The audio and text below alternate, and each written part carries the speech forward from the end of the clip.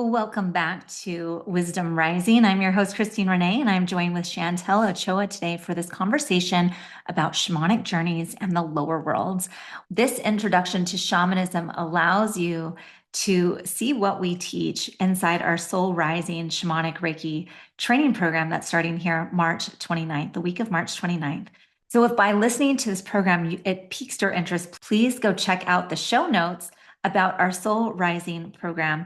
This round, it will be 5 months long instead of 4 months to accommodate summer schedules. And I'm really excited to have that bit of flexibility to offer it over the summer. So we start end of March all the way through August 22nd. So if that is something that you're interested in, please reach out. Let me know if you'd like to chat, and know that right now we're currently in early bird pricing. We look forward to supporting you. I need to be present for a moment. So I apologize that I'm still a little. Oh, it's okay. I felt like it was like I was holding on to like balloons or something. That's That's why I was like, exactly it. call you in, Yes, that's pull you back totally my down. energy.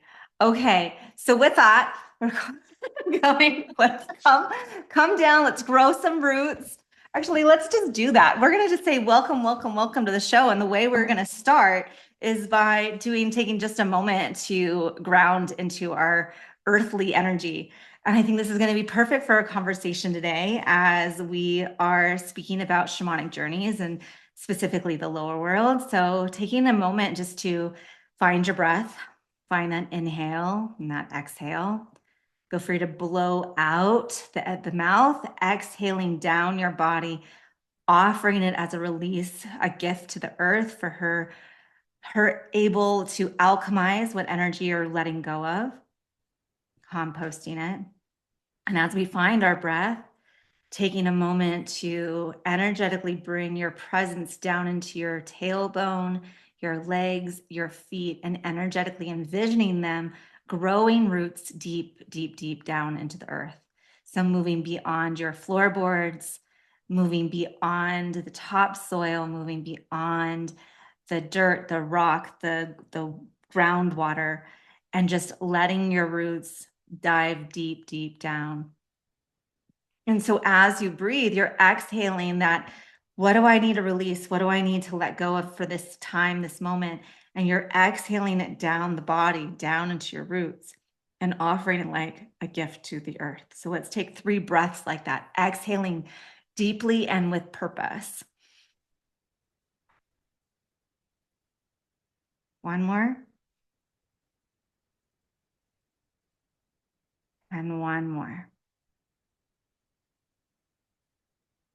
And then we're going to energetically, intentionally inhale up the roots, the blessings of the earth, the nourishment that she provides, the stability and the foundation that she's creating.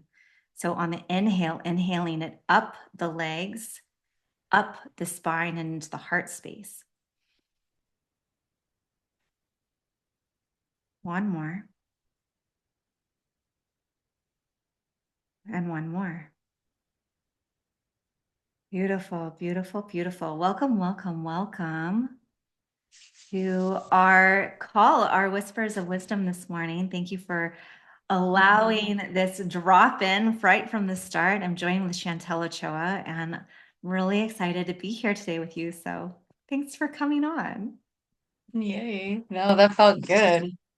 I could just feel all the energy of like giving it and offering it to our listeners and viewers and just, yeah, Yeah. feeling that energy going deep into the earth and pulling it up and letting it just overflow. Very nice. Yes, Yeah. absolutely. And I feel like this is a really beautiful practice that you can do very quickly. Like that was just a few minutes. And oftentimes, like when we started, I'm frazzled. It's almost like my energy is fragmented over all of these different projects or different people in different places because I've just been go, go, go, go, go. And sometimes we feel like we're human. Our Mm-hmm. humanness catches up with us sometimes. And it's like, wait, where is my body? Where is my breath? Where is my physical sensations? And when we can come back to that awareness, Yeah. mindfulness, then we are collecting ourselves. It's like, take a moment to collect ourselves. It's like, yeah, that's where this is coming from energetically. It's like, all right, I've collected myself back into my energy, back into my core essence of who I am. Yes, yes, yes, yes. And we can all feel that, and know when we are feeling scattered and when we need to pull it all back within ourselves and really bringing that peace and bringing that balance and being very grounded in it.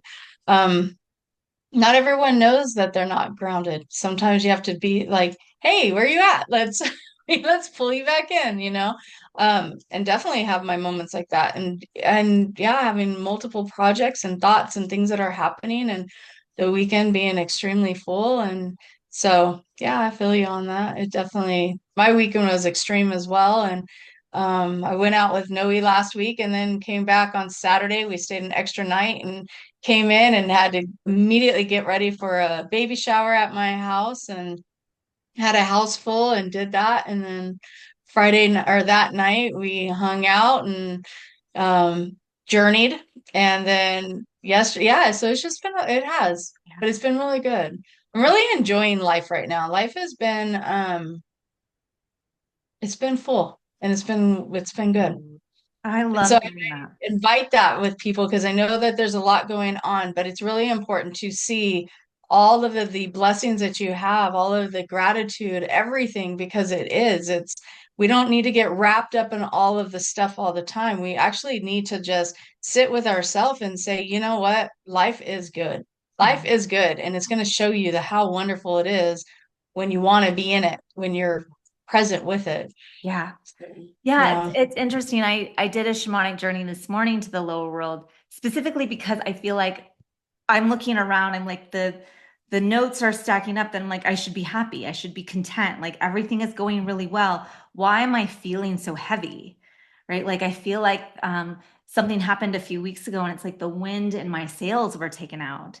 And so I was like, okay, let's do a journey to the lower worlds and we're going to visit my power animal. And I want to understand how can I find my passion, my come back. And it was so interesting because a lot of it was being in the water. So what a shamanic journey is, let's start there. Yeah, And let's start there. let's start there. Like a shamanic journey is an invitation to go into the spiritual realms, into this non-ordinary reality. It feels similar to a guided visualization or meditation where you're in a trance-like state. And in that trance-like state, you're going in with intention.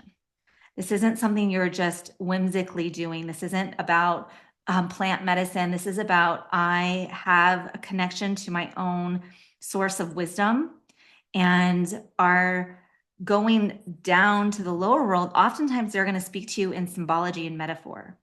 And so when we have things that are we're really in our minds about it, we're really trying to think about it and figure it out, and the answers are just kind of looping, you're not really getting anywhere. Traveling and journeying to the lower world really can be supportive because it's going to show you in an abstract way Hmm. for your own answers. So from that definition, what do you want to add to it? And before I kind of share my story. Well, so within shamanism, so that's what shamans do is travels through the veils of each realm. Mhm. And so when we are doing journey work and we go to the lower world, the upper world, the middle world, is we are traveling through that veil. We're going through that energetic state of understand, like you're saying, the symbology and everything, but we're going down into that lower world. We are connecting with our power animals, our spirit animals, and we're going to set that intention to go and find out what is it that we need. What are the messages we need right now? What's going on in our world? And so it does show up in symbolic ways and messages and abstract and everything, which is amazing if you're able to really interpret that. Because sometimes it's not about the conversation. It's about the energy that's coming forward. It's what are you seeing and how is it showing up for you? So for me, like out of the three realms, the lower world is my favorite realm, Mhm. um, because I love to be in that space of just seeing it so quickly. For me, it's just like, the upper world, it's communication or seeing it that sometimes it's not, I love it, but I love that abstractness and the symbology of it and how it just flows. Yeah. And so when through shamanic work, this is what we do. So it's another gift that we have to be able to say, I need to connect to the earth. I'm looking for these answers. What messages are there for me? And your spirit guides are with you. They're there with you in either way, right? Because we're always connected. But then you come and you go and meet your power animals, and you're walking with them. You're embodying that power too. So there's so much to be said for it, and it's one of the greatest gifts that feel like I have in life is to be able to go do that work. Yes. Yeah. And I feel like, I've now been doing shamanic journey work for, I think, close to 15 years, maybe even more. And it's always there. Once you have it, once you have the skill set, you can dive into your own internal temple of wisdom. That's what it feels like. Like you can go inward. And so even when things have been feeling off energetically for me, I'm like, I have the answers. I don't need to go somewhere else. I can look inward. And that feels so incredibly empowering of like, what do I need to know? How is this supposed to show me, teach me, heal me, whatever it is? And so we have this access of going, okay, I'm gonna start in a very familiar, comfortable place, which I like to call your happy place. This is your place that's real or imaginary that you feel absolutely comfortable in, that you can hold in your mind's eye. And from there, so it can be the mountaintop, it can be at the ocean, it can be anywhere, real or imaginary. And I love going to my happy place and taking my nice deep breath and going, can feel the sun and I can notice the grass and I can feel the pathway and I can hear the crunch of the leaves underneath my steps, whatever it may be. Like you're really inviting in the sensory experience because that sensory experience allows you to really feel it. So while you're in like the envisioning mode, you're also tuning into there's a shamanic drum beat going on, or there's some type of music that's helping you get into that theta wave. Typically, I use Australian click sticks, audio recording with the drum. That beat kind of helps pull you in and allows it feels like you're not imagining it anymore. Imagination is part of it. There's this imagination skill set that you need to be able to be okay with. Like, yeah, I want to see this and be able to visualize it. And then eventually it's like, oh, now it's just drifting. Now it's just going with the flow and I'm no longer interjecting. Like, for example, like I have a very clear pathway to my lower world. And usually it's a little tiny boat that I climb into, and it's like almost like a roller coaster ride of a water boat down this. And at this time, it was like, no, I'm getting in the water and flowing down the water. But normally, I have to go through this waterfall, and at the waterfall, I flip over on my belly, and I'm holding the rocks and letting the water rush over me. And it was like felt this cold rushing water down my front side, while on the back side, I had this waterfall pummeling me. Right? It was Mhm. like energetically cleansing me on the front and back sides. And so it's this, I don't feel like I tried to imagine that. I had no intention of seeing it show up that way. And yet here I am going, getting exactly what I need. And anyone who knows me in real life, I hate cold water. I'm not touching cold water. It's really hard for me to get into the water. And here I am fully immersed both sides, and I'm not struggling to breathe or anything, but I'm just getting full on river flow, waterfall flow cleansing over me. And it kind of brings you back to going, why? What is this metaphorically showing you? So I'm at the transition between my middle world state and my lower world state. This is the way I go through. This is the portal. And this is where I'm pausing. I'm pausing at the portal way and getting washed. And so when I come back from the journey and go, why did it show up that way? What needs to be cleansed? What needs to be washed away? What needs to be released? What was going Mhm. on there? But while you're in it, you're gripping the rocks and you're feeling the sensations and you're just in it, right? And so it's very interesting. Like you're not necessarily psychoanalyzing while you're in the experience, No, and you don't want to do that because it's going to pull you out of the experience anyway. right? Yeah, this is truly a test of just surrendering to it. You're in flow with it the whole time. And that's the greatest part of it too. It teaches you how to surrender, Mhm. how to get out of the analytical mind, drop into that intuition and just be and allow what's coming forward to come forward. Right. Yeah. And Yeah, the analyzation happens later. The interpretation exactly. happens later. Yeah, and that's part of the integration process. Like be Hmm. in it, flow with it, be a part of the adventure, the experience, and then know that when you return, you'll have time to do that processing, right? That processing part is just as important as the journey itself. And yet you can't do the same at the same time, like, because it constantly will pull you out. You can recognize that too. Like you're in the journey going like, why am I seeing it this way? And as soon as you get into that, you're like, now am I making it up because I'm no longer in the flow of it? Yeah, yeah. And so it's that when you're in it, like you're saying, you're going through it, the water. Now mine is different. I go to So mine more is I don't necessarily have to go down as much as I used to, but anyways, when I do, it's at the base of a tree. There's a river, there's like a creek, there's the base of the tree, and that's kind of where I go in. Um, and even like right now, it's like I can see it. But see, that is like the magic of it too, is once you are just tuned into it, it's that quick. Like right Super now, fast. I could go into it right now. And I'm like, no, I'm not gonna do that work. But the messages come through so easily when you are in that alignment, when you match that frequency. So mine, I go down and it's like this tunnel, and I can see the walls of that tunnel and the roots that come out of it that take me down into a platform, down into like a floor space. And a lot of times there'll be like fire down there, and then the different animals and stuff. And so yeah, it's just depending, right? But that is how I go down. It reminds me of the very first time I went to the lower world, like my very, very, very first journey. And it was like dancing in seaweed.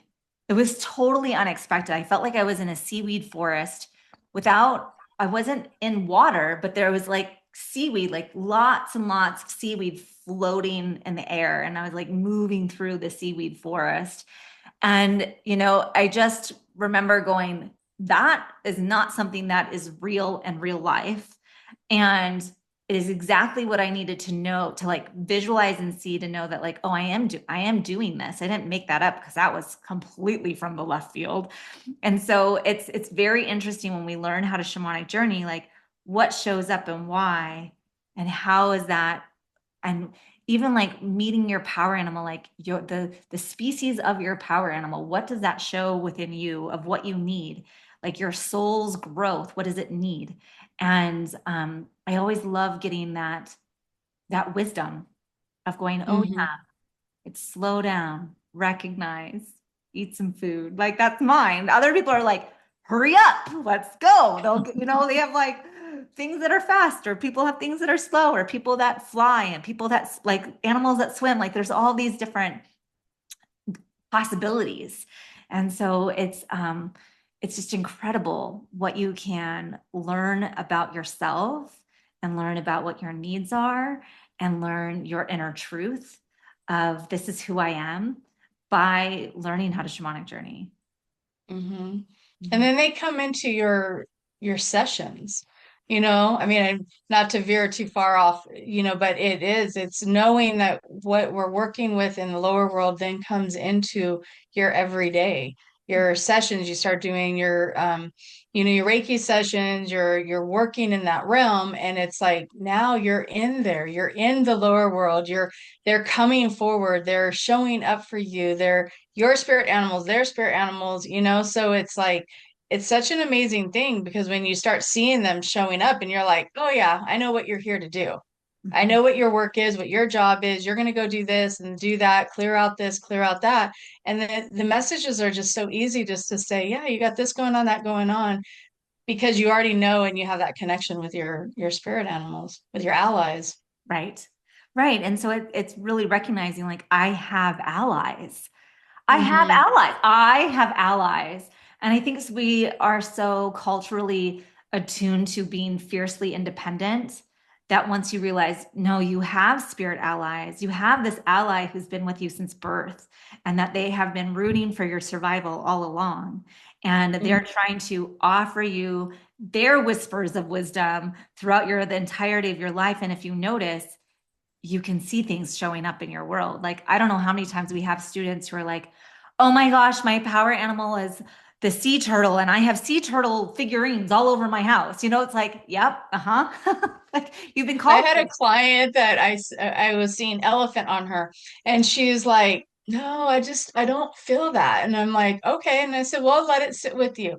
She goes home and starts texting me, and she's like, "I have an elephant shower curtain. I have an elephant picture in my bedroom. I have an elephant here, here, here." It was so funny, and I was like, "Oh my gosh." And then I saw I see people's tattoos a lot. Like it's interesting. And so I said, "You have this octopus with you." And I was giving her the whole visual of the octopus. And then she pulls up and she had this huge octopus on her. And I was like, "Oh, there you go." there you Yeah. go. And I'm like, they're working with you, but they show up in my visual. But it was funny. And she's like, "I don't know about the elephant." And so many pictures. She goes, "I don't know how I didn't see that ever." And I'm like, "That's too funny." Yeah. Yeah. Right. I think that oftentimes they get so tied up with what they think the power animal is supposed to be about. And then you Hmm. actually dive in deeper. Like, elephant is about loyalty and family, and they're so sentient, and they're nurturing one another, and they're just such a graceful animal, even though they're ginormous. It's all of these things. And oftentimes it's so, I think people, when they see an animal, it might be this superficial thing. Is it fierce? Is it strong? If it's not for me, or whatever it might be, right? And then you have animals that, like, they have this one side that oftentimes is seen, right? Like, so let's take your lion, where it's like the vision of the lion is this fierce thing, but it sleeps 22 hours a day, right? So Yeah. it's got this its own magic of, what do you need in the moment? Like, do you need the ferocity, or do you need the rest? Do you need this, like, I'm cultivating my energy for the right timing, you know? Yeah. And and people, they can feel that energy on you too. And you can, once you know it, it does make sense. We don't all need to have big animals. I have different ones that I work with too, but I had a friend that I worked with, and hers was a snail. And it came through on me, and it just wiped its eye, and it was showing me like she needed to see through a different lens. Mhm. And then her process is a little slower. And not that that's a bad thing, but she processes her spiritual work a lot slower. And that's that snail pace. And Mhm. that's what it was showing me. And that was a few years ago. And then she stopped coming for sessions, and then she came back, and she's kind of like she's reopening what we left off on, years ago. But it's just interesting because I'm like, oh man, that snail is so your spirit animal. Yeah, I love Even though that. they're like, I don't want a snail as a spirit animal. I'm like, but look what it offers, Right. right? It's showing you, one, you can see the trail, you can watch your path as you have journeyed, and you carry your back your home. And there's all these little elements to it that's like, it's not about a snail. Right. It's the whole picture of what they wrap up in. Right. And so I want to make the clarification for our listeners too, that you have this power animal that is your animal since birth, that has designated its resources to you, like its personality, its characteristics. It's there with you the whole time. And then, so you have those power animals, and then you have other power animals that come in for just little snippets of your life or projects. Like, sometimes you'll get a power animal. This is just for my motherhood stuff. This is just for my business stuff. This is just for my health and wellness. Like, you can have your primary power animal, the one that's been with you since birth. And then you have others that will show up in different ways to be supportive.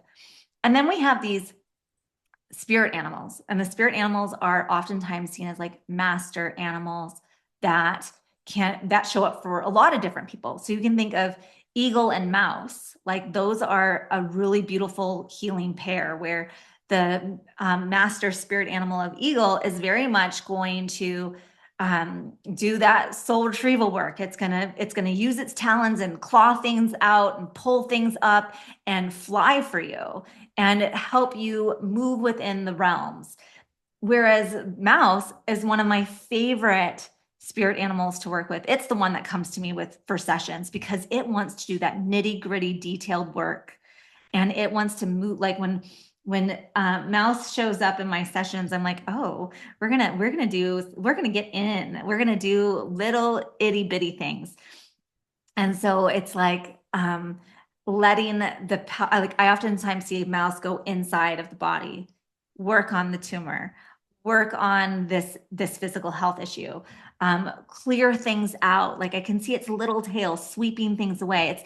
It's so gentle compared to eagle, and yet both of them are so powerful, right? And so it's like it's not about size, it's about characteristic. It's about their gifts and what do you need? Are you the slow and steady snail paced, or are you the ferocious fill in the blank? There's so many like that can come to mind, right? Well, like one of mine is snake. And for a lot of people, they do not want that. They don't want to work with snake. They don't want to think about snake. That brings in fear because it's been there's stories about it, and it's like, no, it's not. And there is a difference. Now, I do want to say when you are either doing your shamanic journey work or you're in session and your spirit animals come forward, you can tell if they are of the shadow or of the light, right? You can tell what they're here to do. So I don't ever have a negative experience, but when you can see it, it's a different thing. Like snake is a snake, but then if it's a serpent, it's a whole different experience. So a snake for me goes through and it does that. It goes through the body, it clears away what it needs to. Sometimes you'll see it coiled. Like, is the Kundalini coiled? Is there energy stuck? Is it sleeping? Where's it at? Right. So it's like, is the snake coiled up in your sacral? And if so, what does that represent? Right. That's a lot of sleeping energy. Like they're still moving and shifting that energy. Maybe the snake has now moved up and it's going through the intestines or up into the heart. It's wrapping itself in the heart. I've seen it where it's like wrapping up around a nest of eggs. What is it protecting when it's the heart space? Or I just did one for somebody who I was helping her with her mother, and then the mom was all like in this black smoke, but there was the serpents that were coming up and out.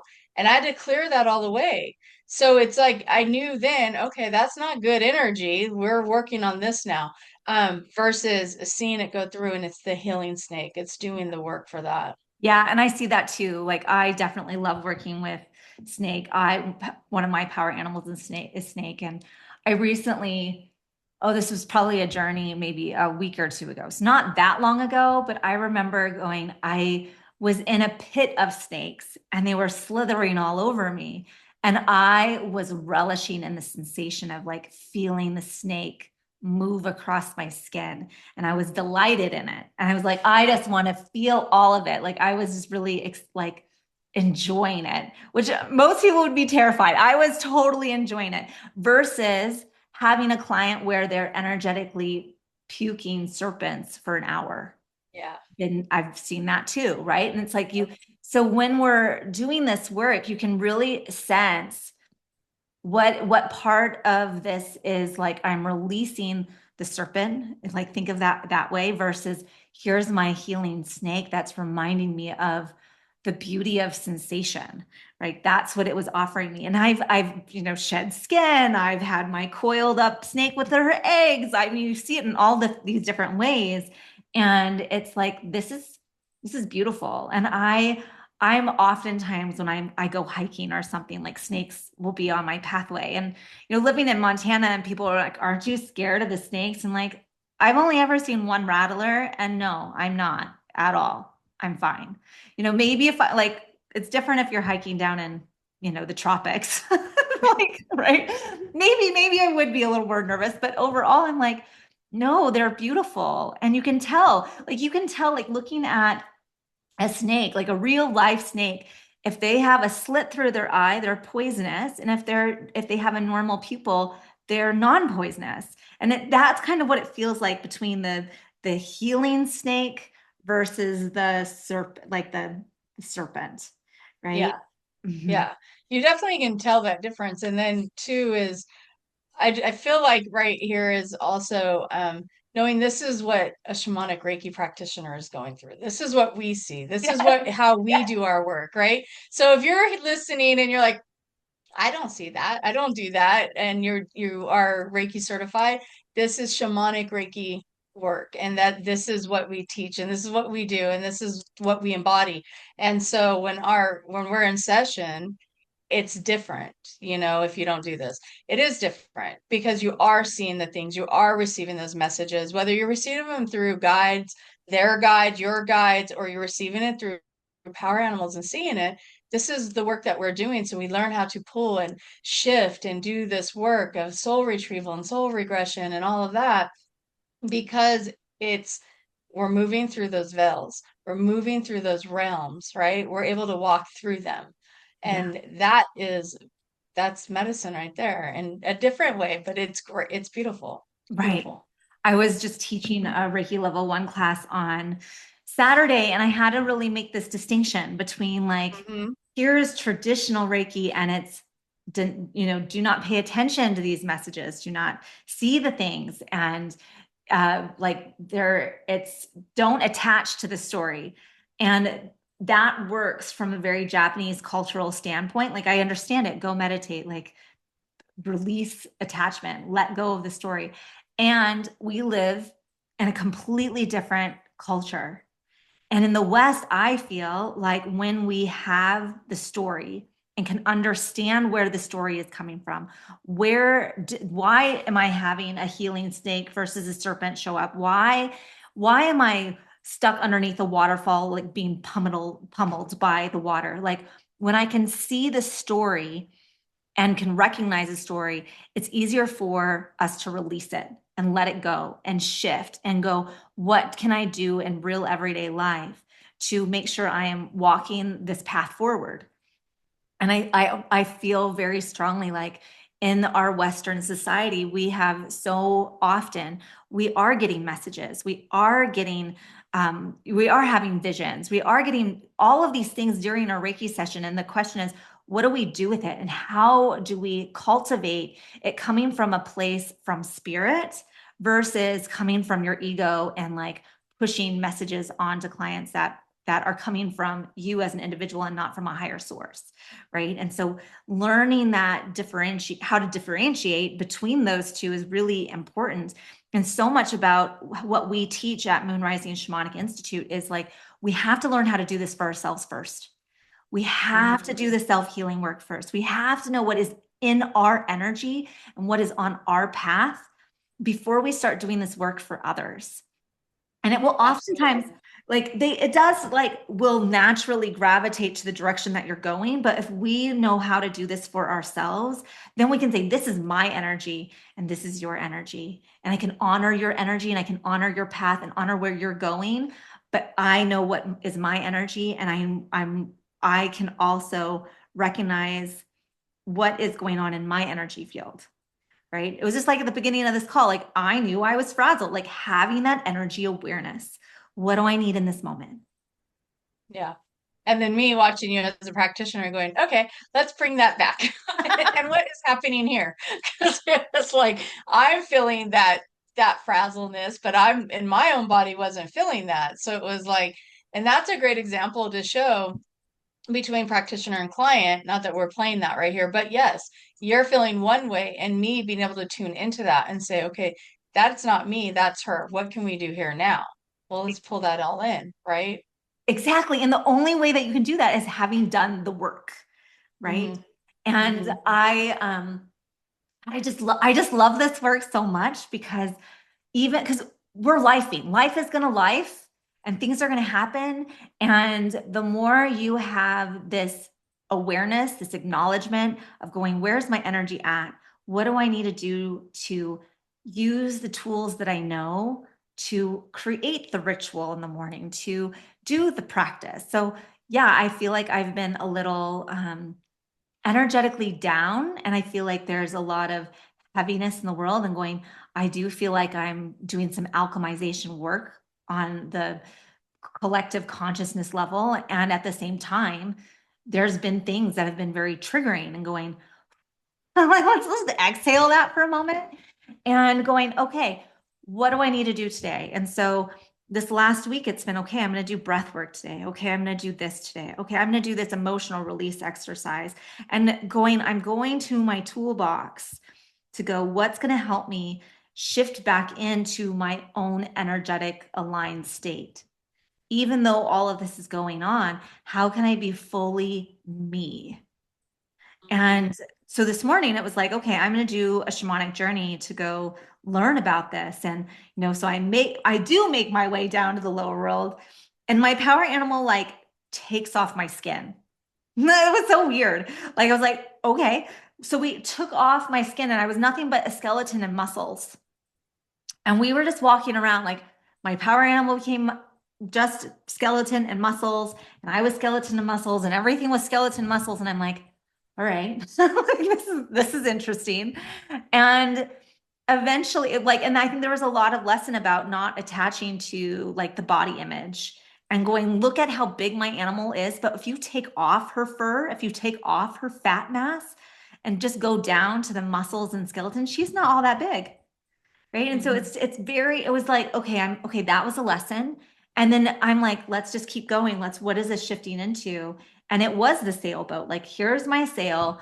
This thing happened that took the wind out of my sails. And I took that glide of the sailboat that was left and I ran it purposefully into a rock.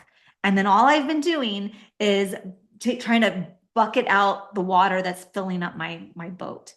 And that's where my focus has been. It's just been like, I've got to get this water out of the freaking boat. Had nothing to do with like standing up. Where's the wind at? What are my resources?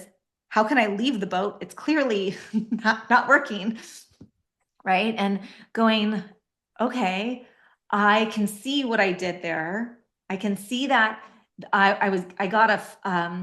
when I could see the ramming of the rock, I also got this flash of wearing a Scottish long pleated dress and the tartans, the blouse that they wear, and it was the black and the red and the gray colors, and they wore those for the honoring of the witch trials of the 200 plus years.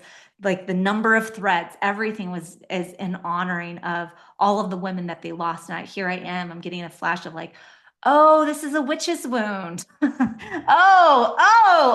I see why I rammed into the rock, because I was afraid that if I kept going, I was going to be hung as a witch again.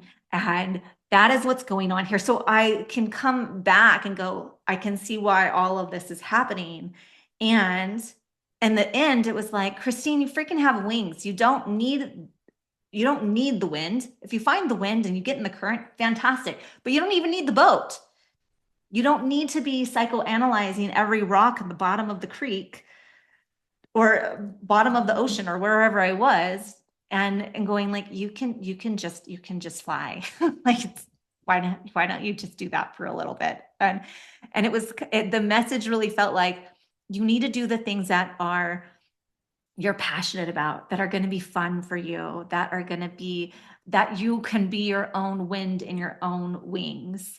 And for me, it was like, oh, well, that's soul rising. I get to go back to the foundations of what I love to honor and support our students with. Like, this feels foundational. Like, shamanic journeying is foundational. It is the thing that I consistently return to time and time again.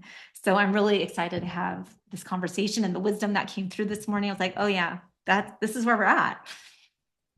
So sometimes, what I'm getting out of that too is lift your head up, look around, right? Because when we get like this and we're just in, like you said, you're like just focused on getting the water out and getting the rocks out and doing all of that.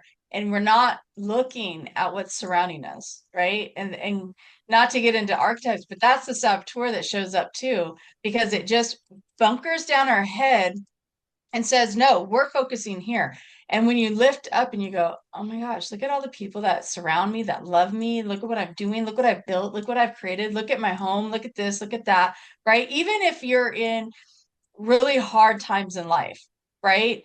There's still that future focus of what will I have? I am manifesting this to come forward.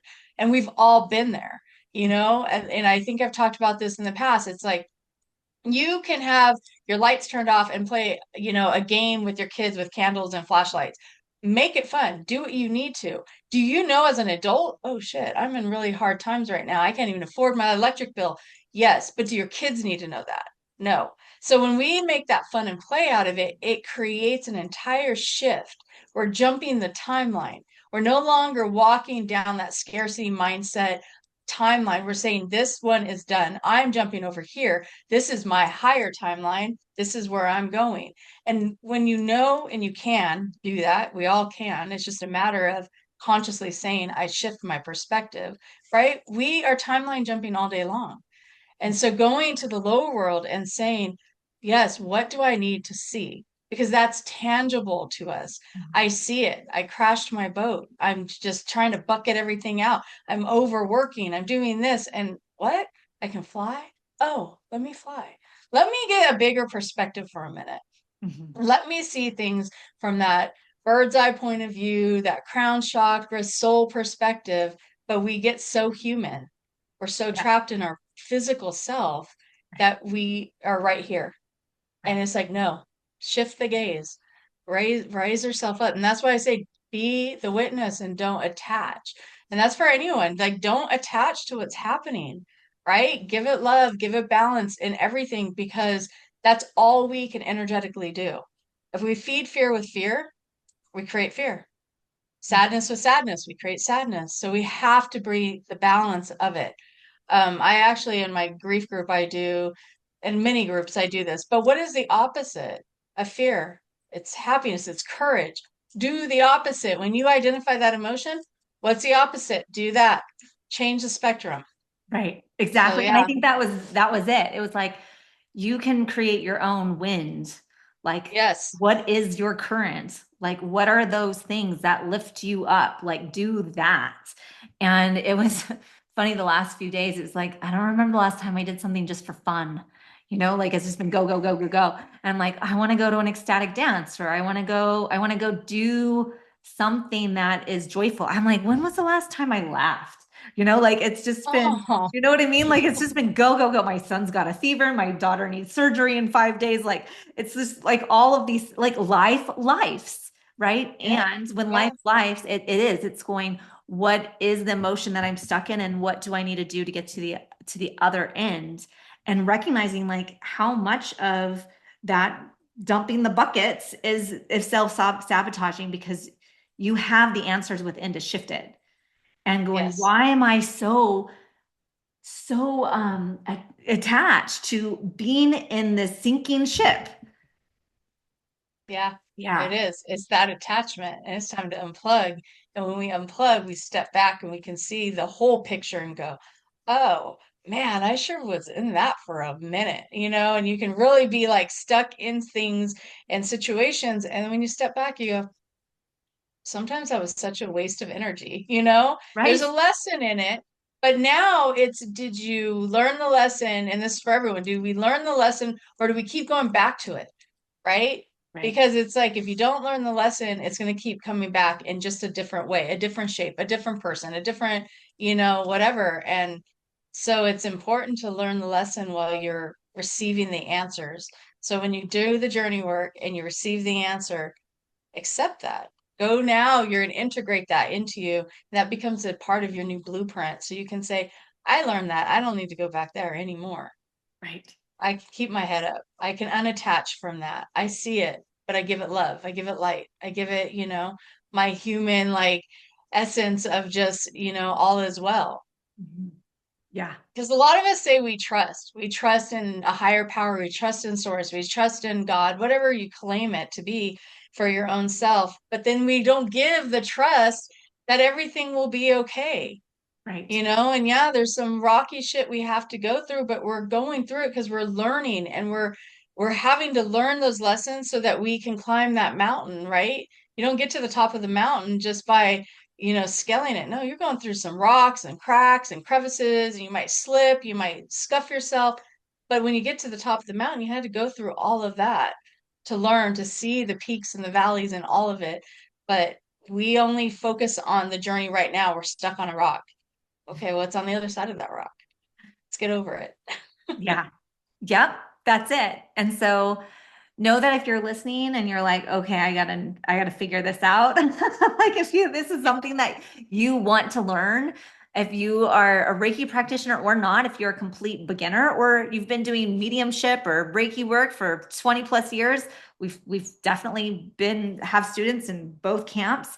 We're starting our Soul Rising Shamanic Reiki training program here at the end of month, starting the week of March 29th. Going into April, we're having our Soul Rising program to teach you these steps of how do I journey? How do I find my way to the lower world? How do I meet my power animal? How do I interpret those messages? How do I meet my spirit guide? How do I get to the upper world? How do I interpret those messages? What's the difference? How do I meet my higher self? How do I journey into these different realms for my own self-discovery and healing process? For my own alignment, for my own, how do I learn how to surrender to the flow? And so if you are interested in that, I will go ahead and post the link in the show notes. And we are really excited. We're still in early bird pricing. So if you're interested, you want to reach out, you have questions, feel free to do so, but check out that site. And we look forward to supporting you.